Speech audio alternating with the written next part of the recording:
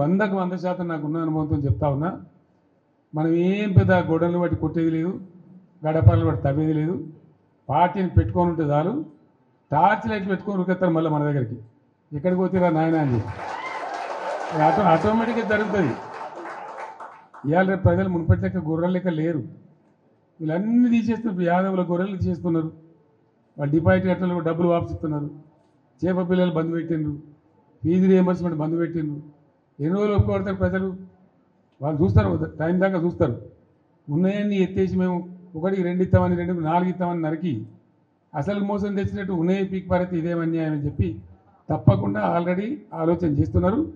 ప్రజల్లో తిరుగుబాటు ధోరణి వస్తుంది. డెఫినెట్గా మంచిగా బ్రహ్మాండంగా మళ్ళీ మనమే గవర్నమెంట్కి వస్తాం. ఇప్పుడు జరిగింది చాలు. ప్రజలకు ఏమైందంటే అక్కడక్కడ ఇప్పుడు వస్తున్న అనుభవాలు కఠినంగా ఉన్నాయి. ఇక చాలనుకుంటారు. మళ్ళీ తప్పిపోయి కూడా కాంగ్రెస్కి ఎదురా బాబు అనేటువంటి అభిప్రాయానికి వస్తారు. కాబట్టి మనకి ఏం ఇబ్బంది లేదు. ఇప్పటిదాకా జరిగింది కూడా బీఆర్ఎస్ విజయగాథనే. ఈ పీరియడ్లో కూడా మనం పనిచేస్తూ ఉండాలా, తోచినంతలో ప్రజలు ఎంబడి ఉండాలా, ప్రజల సమస్యలలో వాళ్ళు ఎంబడి ఉండి పోరాటం చేయాలా. మీకు ఏదైనా మంచి చెడ్డ అయితే పార్టీ చూసుకుంటుంది, పార్టీ మీకు అండదండగా ఉంటుంది. మీరు ఇంత పెద్ద ఎత్తున లార్జ్ స్కేల్లో మహబూబాబాద్ నుంచి, కొంత మన మేడ్చల్ నుంచి, మన నల్గొండ జిల్లా నుంచి నాయకులందరూ వచ్చినారు. చాలా సంతోషం.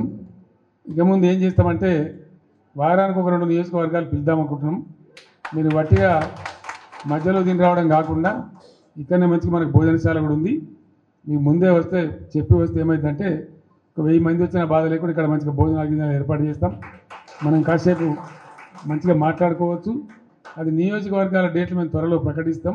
ఆ ప్రకారం వచ్చినట్టయితే కాన్స్టిట్యున్సీ బై కాన్స్టిట్యున్సీ ఈజీ ఉంటుంది.